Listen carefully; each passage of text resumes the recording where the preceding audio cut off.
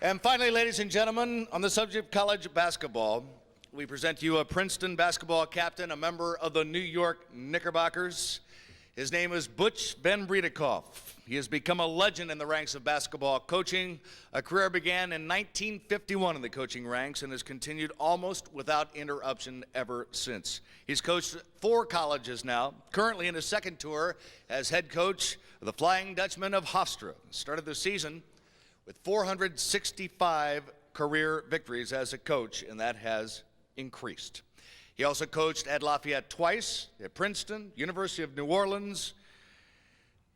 Mr. van Breda Kolff has also coached in the NBA, as you well might know, with the Lakers, the Pistons, the Sun, the Jazz, and American Basketball Association. He touched there too with Memphis. In the Women's Basketball League, he touched at New Orleans. He did it in high school. He's done it all, Butch van Breda Kolff. At Princeton, among other things, as you probably well know and is well documented, he coached a young man named Bill Bradley. Had a 5-year record at Princeton of 103 up and 31 down at a national third place finish in 1965. And I remember just a little while ago, Mr. van Breda Kolff probably had the biggest thrill of his life. He can tell you more about it, though. He got to coach against his son. He can tell you about that. Ladies and gentlemen, Mr. Butch van Breda Kolff.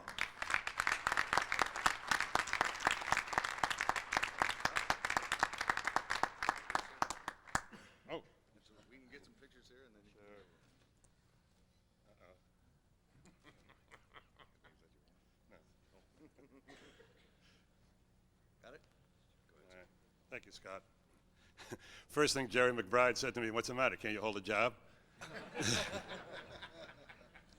You know, I was a little concerned when they first contacted me about the dinner and this award, and I had no idea what would transpire in the format thereof. So I asked our sports information director at Hofstra, and I said, you know, what is it? And he showed me last year's program, and there had to be about 50 inductees there. And I said, are they all going to speak? And he said, well, I don't know, but I also looked in that program, and I looked along there, and I saw a place called Runyon's. And I think it's on 53rd and 2nd to 3rd Avenue. It's a bar, tavern. It said, come after the dinner and all meet at Runyon's. I said, if everybody talks, we might not even get there for last call. So I think a couple of the ladies, I think they realized that, and they spoke real short, so to make sure they can make it.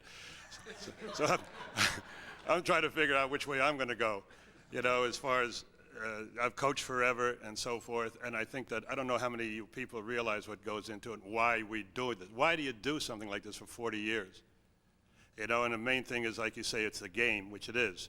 For myself, anyway, for a lot of coaches, the game, which is now, of course, a business, but back in some days, it was a game. The other thing is your players. And see, that's really what it's all about, because you get to know them, and then even if you keep on going, pretty soon they come to your games, and the next thing you know, you got a son of theirs playing for you. I know it's going to be time when a grandson starts to play for me. And speaking about sons, and so Scott wanted to bring it up, and I didn't want to bring that thing up about my son at all because he beat me. So I remember when Cappy Capon at Princeton, and I coached Lafayette, and I played for Cappy, and we played against him, and he beat us the first 2 times, and then we finally beat him. And I went up to him after the game, and he just turned me around and just kicked me gave me a kick in the butt, and with a big smile. I didn't tell my kid that. So after the game, you know, I was mad, but I sort of gave him a hint, turned him around, and I gave him a kick. He said, what do you do that for? And I had to tell him the whole story and so forth and so on. So that's enough of that, because he won, and next year he's going to play at our place, and we'll get him there. I'm not going to make this thing long and so forth, but there was one other little thing I want to say, and I was hoping that Bill Bradley was here. And last year we did have a good year. For those who follow basketball, this year we're terrible. We had, I think, 7-16 or something like that. Last year we had a good year, and last year Bradley ran. No, he didn't run, and I want him to run. And I keep telling him, I said, I can't keep doing this forever. And you maybe owe me a little something that when you get to be president, I could get an ecology job down in Florida and test water and so on. And the son of a gun didn't run. And I saw him, I said, what are you doing to me? He said, oh, you had a good year, you know, you could just keep on doing it. I said, for 4 more years? You know, I don't know if he's going to run then. And I said, in the meantime, I said, you better, because I said, I know there's going to be 15 guys who will never vote for you. Those are 13 guys playing for me, my 2 assistant coaches. They will. Anyway, so that's the last of my little stories. And it's an honor because, one, I know most all these names that have been called and of what they've done in the past. And this is what I said, is what sports is about, is that not only have your own players, but then you can talk to guys here, and that's why I think we're all in the game. And that's why I'm going to thank the committee for giving me this award, and thank you for coming. That's it.